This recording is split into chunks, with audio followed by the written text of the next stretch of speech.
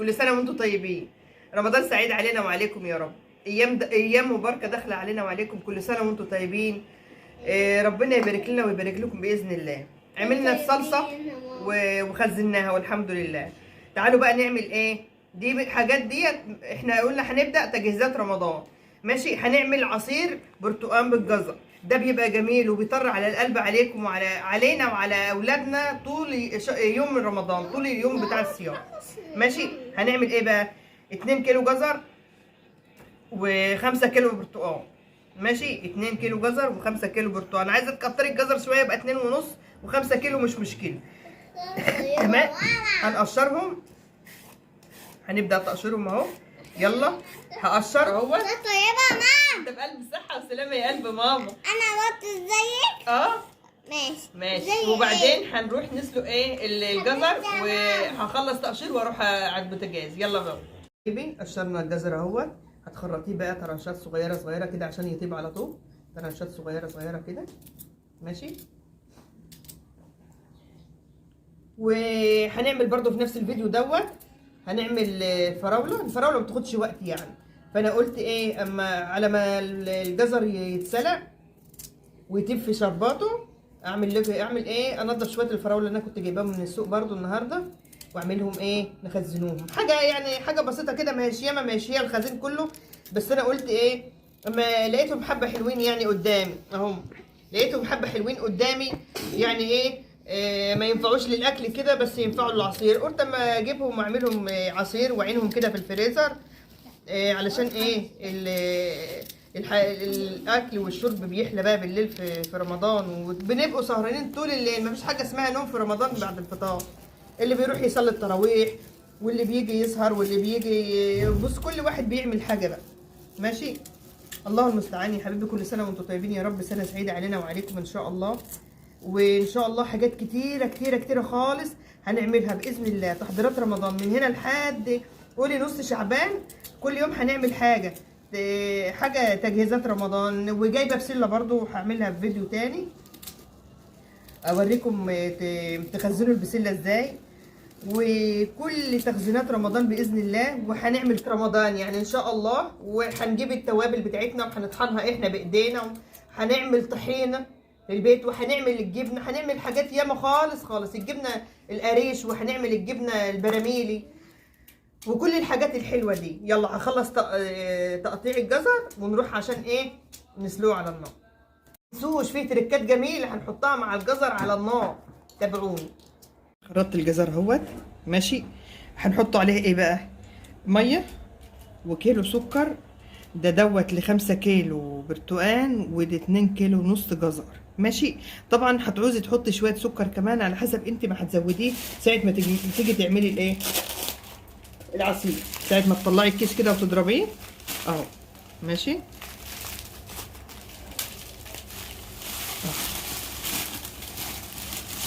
بس مش هتخليه يعمل شربات، انت بتزوديه وكل شويه كل ما ميته تقل بتزوديه، كل ما ميته تقل بتزوديه. المهم ان انت تطيبيه خالص خالص. وادي عصره ليمون، نطلع البذره منها، ماشي. ونولع عليها بقى تغلي بس، وبعدين تهدي عليها النار. تغلي بس وبعدين تهدي عليها النار. زودي كمان شويه ميه اهو،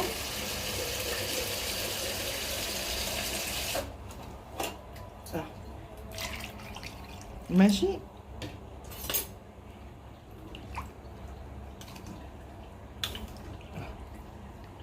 يلا بقى تغلي وتطيب وارجع لكم تاني عشان نعمل العصير.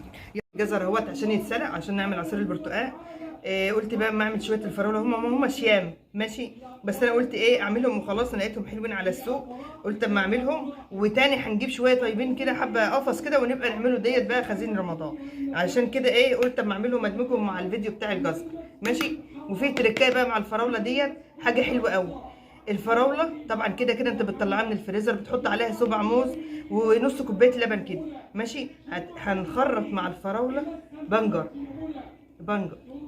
ده فايده بقى ليكي ولولادك، والفقر الدم والانيميا وكل الحاجات دي بتبقى جميله وطعمها جميل. انا مش جايبه يام، انا مش هحط يام، هحط 3 4 وحدات بس، وهخرطهم مع كل كيس فراوله. هحط حته صغيره ايه، نص واحده زي دي كده، ماشي. هتبقى جميله وتدي لها لون، وفي نفس الوقت هتبقى بفايده وفيتامين وحديد للعيال، ماشي. يلا نقطع. بصي بقى، اهم حاجه تحطيها في ميه وانت بتقطعيها، وتحطيها وتغسليها بعد ما تقطعيها وتصفيها. شايفين العنق ده اهو، العنق ده اهو بيبقى تحته رمل، ماشي. لازم بتشيل العنق ده بحاله، لان الرمل بيبقى ساكن في الحته الصغيره خالص دي، ما بتعرفيش تنضفيه، فلازم تشيل العنق ده، ماشي اهو. متشاله العنق الاخضر، متشال مش متشال، لازم بتنضفي الايه الحاجات دي. خلاص، هخلص بقى وارجع لكم تاني حبايبي. غسلت الفراوله تاني وشطفتها كمان مره، ماشي. وجبت البنجر بقى، بصوا انا بخرطه صغير صغير اهو، صغير صغير خالص، ماشي. عشان مع كل كيس فراوله هحط شويه صغيرين كده، مع كل كيس هحط شويه دهم بس، شويه دهم بس بكفايه خالص، ماشي. علشان هي ديت مش ان احنا بنعمله فراوله بس، احنا بنعمله حاجه تفيدنا وتفيد اولادنا، تفيدنا وتفيد اولادنا، تمام. يلا هخلص تخليط البنجر واجي بقى ايه عشان نعبي الفراوله اهو يا حبايبي. يلا نعبي بقى الفراوله اهو. بصوا النبي عربي، وانا اساسا ما قدرتش اقف على الرخام بتاع البوتاجاز رحت جاي قاعد على الارض. النبي عربي يا ولاد، انا لسه هنقف والله ما انا قادره اقف على رجليا. بصوا انا نبات الفراوله اهو، وادي ايه، ادي شويه البنجر اللي هنحطهم عليه دول بس، كفايه خالص، كفايه خالص.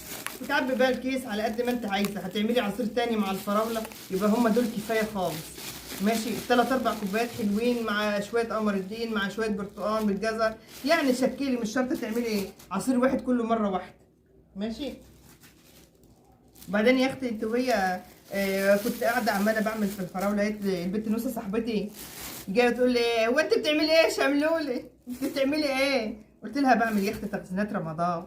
هو انت لسه بداتي من دلوقتي؟ هو انت بداتي؟ قلت لها امال ايه ده، يا دوبك يوم برتقان وجزر، ويوم صلصه طماطم، ويوم شويه فراوله وخلاص، ويوم مره طحينه وخلاص رمضان دخل علينا.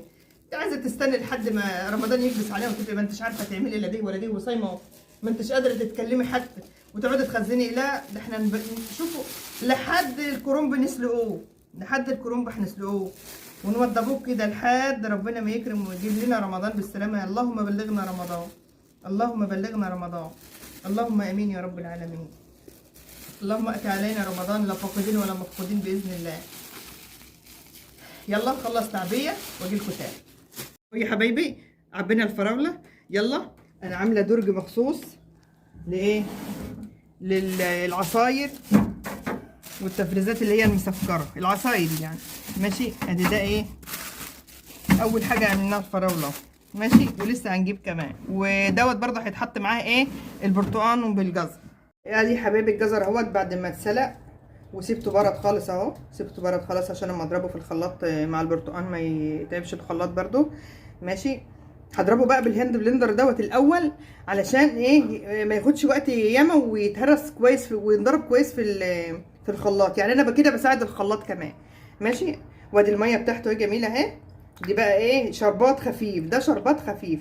هتحطي بقى البرتقال عليه وتضربيه، ماشي. وطبعا انا هوريلكم كل الخطوات واحده واحده، بس اول حاجه انا هضرب الايه الجزر الاول بالهاند بلندر وبس كده. وبعدين هعمل لكم كمان ايه البرتقال واجي اضربه في الخلاط ده وده مع بعضه بقى بالميه دي. مش هكب الميه دي، الميه دي بسكر وبليمون، يعني شربات ايه معقود بس خفيف اهو اهو، ماشي. يلا هضرب علشان خاطر ايه الصوت مش هيطلع وانا بضرب.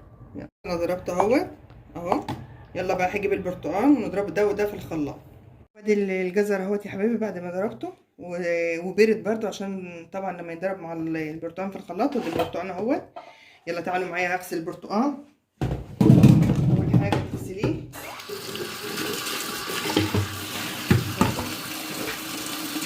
انا عندي بقى بدعكه بايه، بالليف كده نضفه خالص قبل ما اقشره، قبل ما اعمل فيه اي حاجه، ماشي. يلا هغسله واقشره واجي نضربه سوا. وانت بتقشري البرتقال حاولي تاخدي الجلده البيضاء، حاولي تاخدي الجلده البيضاء، ماشي. اهم حاجه لازم يكون برتقال بسره عشان ما فيهوش بذر ولا البذر يمرر، ماشي. القشر ده بقى اوعي ترميه، ده كنز عندك في بيتك، هخلص واوريكي ايه القشر هتعملي بيه ايه. ادي البرتقال اهو يا حبايبي قشرته، وادي قشر البرتقال. اوعي ترميه، اوعي ترميه، هنعمل ده كنز في بيتك. طول ما فيش عندك برتقال في الشتاء هتعرفي تعملي كيكه، وتعرفي تعملي فانيليا او ريحه جميله في الكيكه طول الصيف. ماشي، نركن ده على جنب شويه وتعالي لي بالبرتقال. ماشي، ادي البرتقال اهو هقطعه، وبعدين ايه اجيلكم عشان نضربوه في الخلاط بقى. بصوا بقى هحط ايه،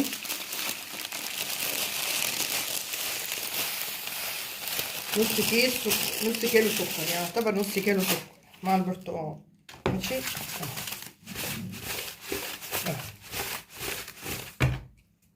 يلا نضربهم بقى.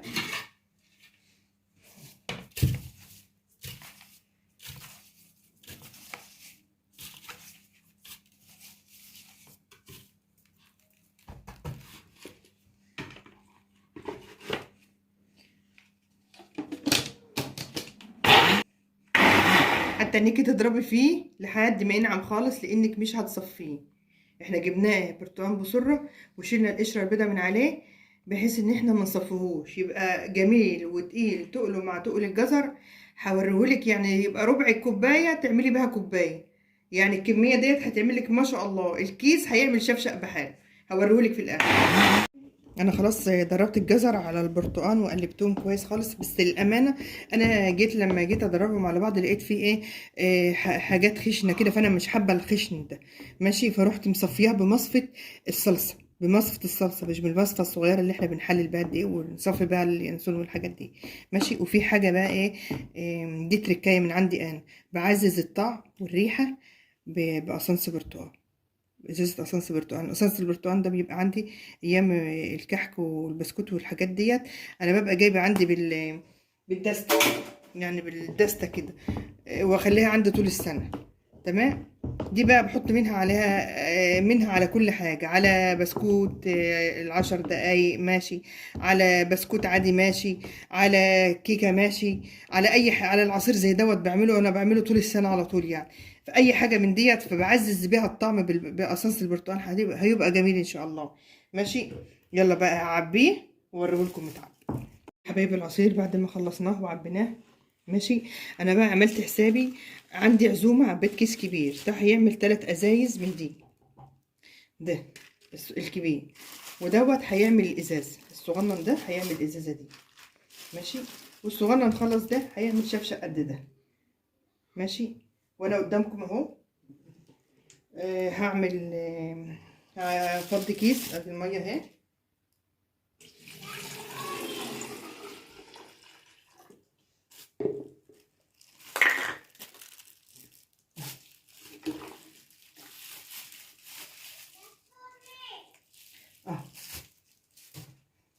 بس ادي كل الحكايه.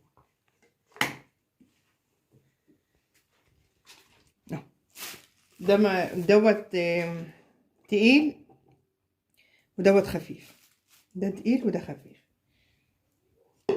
يلا، وبكده نكون عملنا ايه الفراولة، وعملنا العصير البرتقال مع الجزر. واستنوني في حاجات كتيرة ياما جاية في تحضيرات رمضان. كل سنة وانتم طيبين.